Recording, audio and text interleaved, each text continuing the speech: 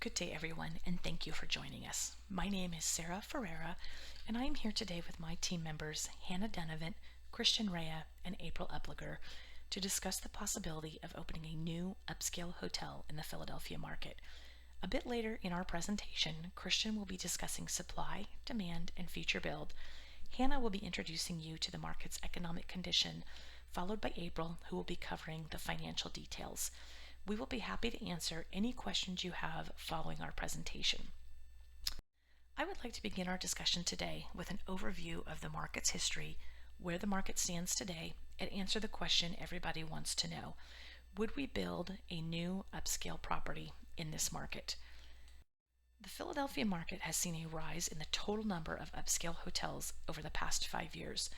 In December of 2009, the hotel market was supporting a total of 357 hotels. Out of the 357 properties, 59 hotels, or 16.5% of the market, were categorized as upscale. Over the next 12 months, the market saw a rise in the total number of hotels in the region, and by December of 2010, the total number of properties had increased to 362. The upscale market grew at only 0.3% to 17.1%. Throughout the next 4 years, the total number of hotels continued to grow, and by the end of 2014, the total had reached 381. The upscale market rose slowly, reaching 19.4% by December of 2014. While there was growth in not only the overall number of hotels, but also the upscale market, we found the subcategory of hotels, those with 170 to 199 rooms, only had 5 properties. The current upscale market in Philadelphia includes properties owned by Marriott, Hyatt, Hilton, Intercontinental, Starwood, and W. Ascend, which is owned by Choice Hotels, and the Radisson round out the properties in the upscale market of Philadelphia. This market has seen continued growth over the past 10 years. Recently, Courtyard Marriott opened 3 properties and the Hilton Garden Inn opened 1. Although there were 4 opened, there are 2 under construction. They are the Element Hotel and Residence Inn by Marriott. The pipeline is strong in this market. In addition to their property under construction, the Residence Inn has 1 property in the final planning stages. Once the final planning is complete, the property will move into the construction and development phase. There are 5 additional properties in the market that are in the planning stages. AC Hotels by Marriott is adding 1 new property to the upscale market, and while Marriott has multiple hotels in this market, AC Hotels has not been represented. The Hilton Garden Inn and Homewood Suites each have 1 hotel in the planning phase, and the Hotel Indigo has 2 properties in the planning stage. The room supply in Philadelphia has been steadily increasing. Since 2009, the room supply in this upscale category has risen by 17.4%. If the supply continues to grow at the same rate it has over the past 5 years, the upscale market will have more than 14,000 rooms by 2020. The upscale market represents 26.5% of the total room inventory in Philadelphia. Based on our research of this market, we anticipate that demand will continue to rise. Our team was asked the question, would we build a new upscale hotel in the Philadelphia market? And our answer is yes, we would opt to build a new upscale hotel. We would build in the subcategory of 170 to 199 rooms, and we would ensure that our hotel had meeting and conference space available. We've spent a great deal of time combing through the market data, and we believe that the Philadelphia market is underserved in the submarket of properties with 170 to 199 rooms. In addition to the 170 sleeping rooms for our new property, we believe the hotel should invest in meeting space in order to separate ourselves from our competition. The smaller properties with sleeping room inventory ranging from 141 to 160 rooms have meeting space. However, only 6 hotels in the subcategory of 170 to 199 rooms offer meeting space. We believe the submarket is underserved and expanding. We believe that demand is growing in the submarket. We believe there is a positive long-term outlook. We believe that average occupancy to break even is attainable at 65%. While the average daily rate is predicted to have nominal increase through this May, it's expected to be volatile into early 2016. Revenue per available room is also predicted to be volatile into the first quarter of 2016.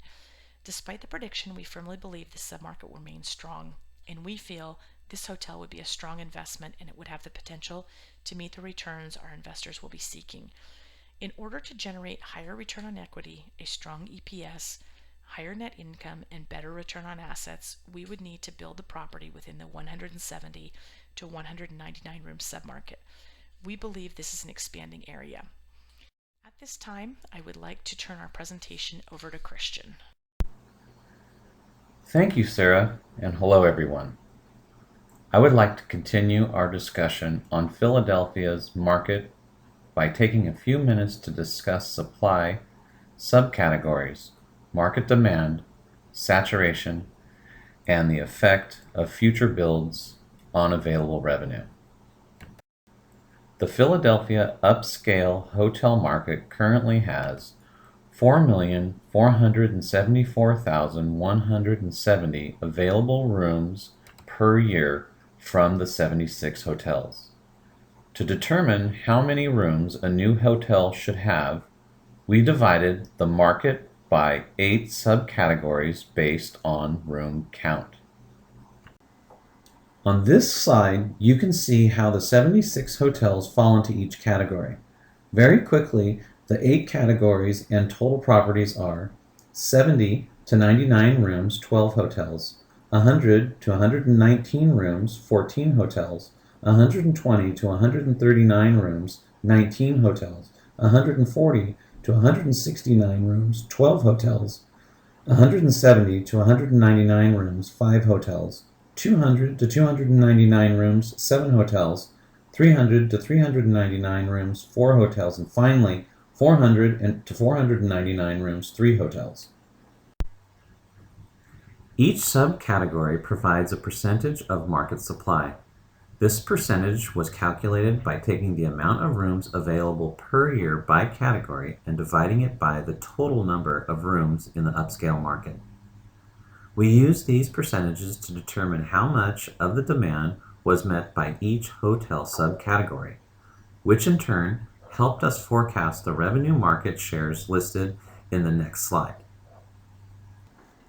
In the interest of budget planning, monthly demand was calculated for each subcategory. The average monthly demand for the years 2012 through 2014 was 266,688 rooms. This was multiplied by the percentage of market supply for each subcategory to find the subcategory's monthly demand. The average daily rate for the same period is $127.39. The revenue range for the upscale market is $253,664 per month to $1,282,295 per month. Revenue was calculated per category, then divided per amount of hotels in each category to find the monthly revenue each hotel could expect to receive. The larger hotels may have a smaller market demand, but have a higher revenue potential due to less market saturation and overall room volume. Including our hotel, there are 9 upscale hotels in the pipeline for the Philadelphia market, making a total of 4,839,805 rooms. The future room demand is forecasted at 262,200 rooms per month with an ADR of $127.67.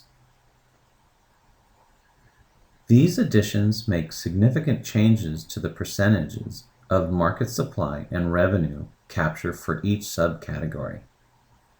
For each new hotel that is added, the revenue capture percentages for current hotels decrease.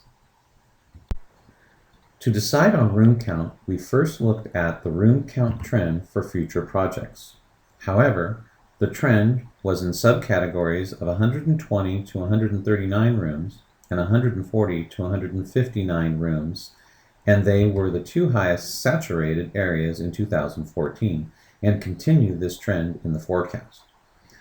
The 70 to 99 room subcategory we felt was too small to host meeting and banquet space that we felt was integral to sustainability. We decided on the 170 rooms. The 170 to 199 room subcategory has room for growth without oversaturating its size market and sits in between two other subcategories, 140 to 159 rooms and 200 to 299 rooms, that both capture future demand of 16.58% and 12.96% respectively. We can potentially draw from both of these subcategories with strategic placement and marketing. Our hotel will be the only new hotel in our subcategory, with an increase in room supply of 62,500 rooms, increasing the supply percentage to 8.03%, an increase of 0.62%. At this time, I would like to turn the presentation over to Hannah. Thank you, Christian. In this next portion of our presentation, we are going to look at the 2015 forecast of our upscale property in the Philadelphia, New Jersey market. When conducting this forecast, we first looked at the big picture, using the information provided about the current economic conditions in the country, and then narrowed our finding to those that are relevant to this particular market.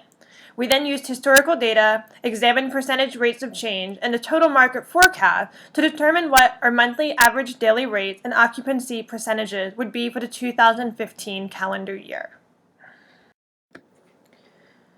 The current U.S. economic condition is positive.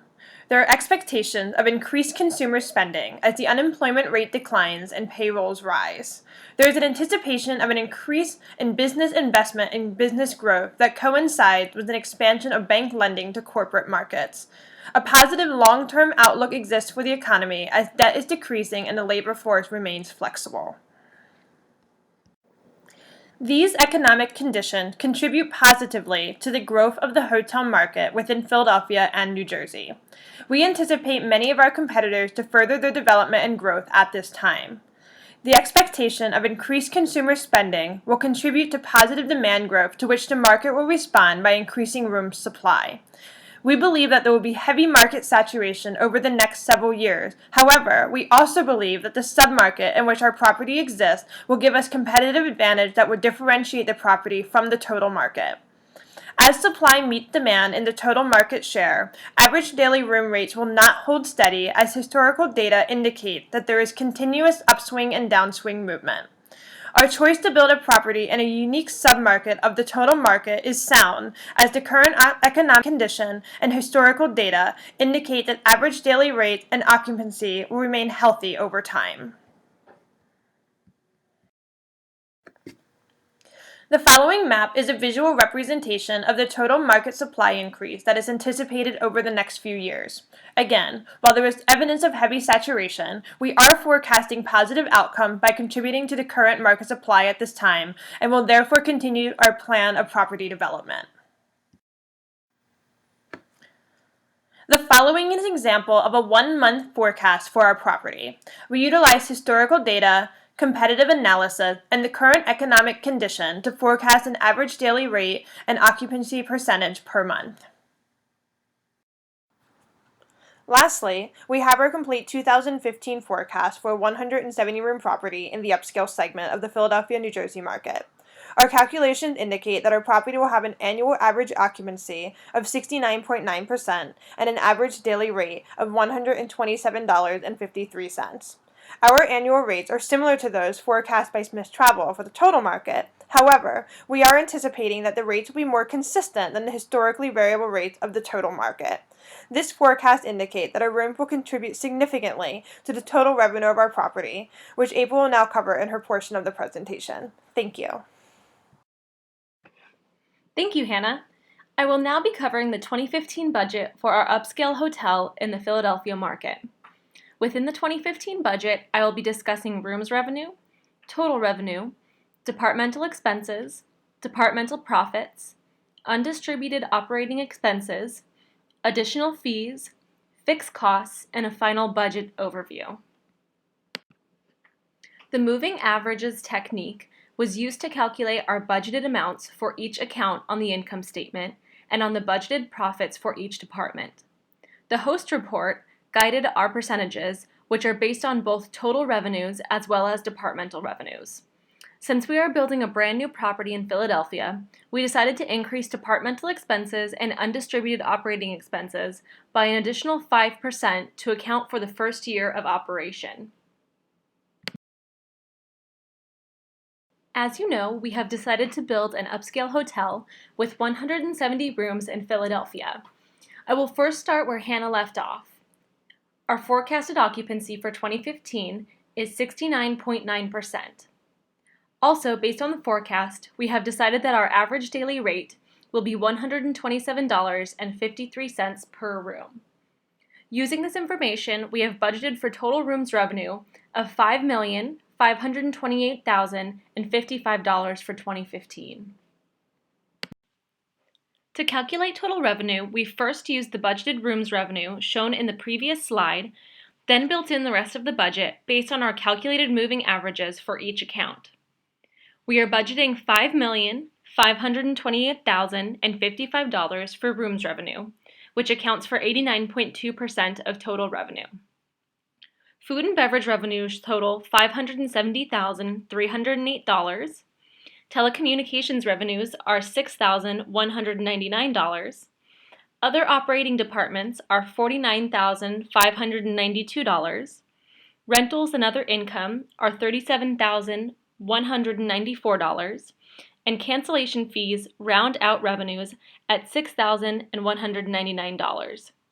With all of that information, we have come to a budgeted total revenue of $6,197,547.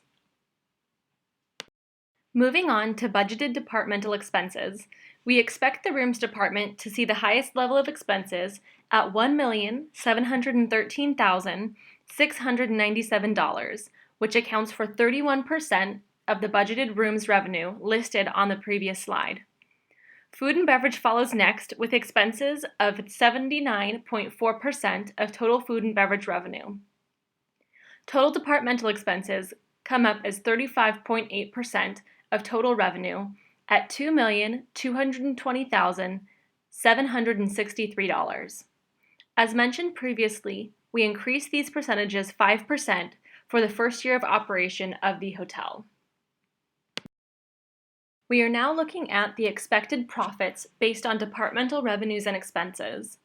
The rooms division is budgeted to bring in the highest profits out of all departments at $3,814,358, while food and beverage would bring in $117,483. Telecommunications would see a loss of $16,812 because the expenses are higher than the revenue. Here are our undistributed operating expenses, including administrative and general expenses, marketing, utility costs, and property operation and maintenance. Again, as mentioned before, we raised these expenses an additional 5% from the moving average calculations to account for the first year of operation for the new hotel.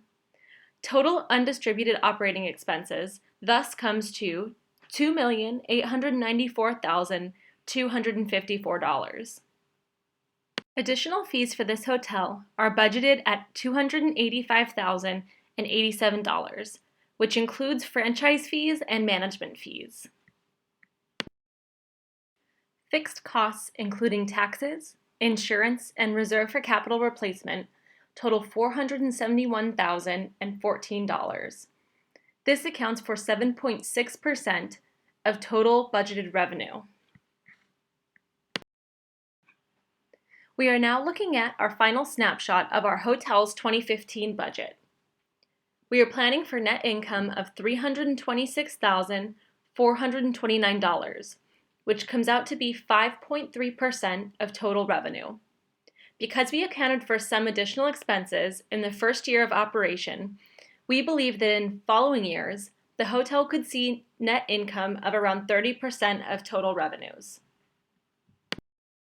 This concludes our presentation on building our 170-room hotel in the Philadelphia market. Sarah, Christian, Hannah, and I thank you for your time. We will now take any questions or comments you may have.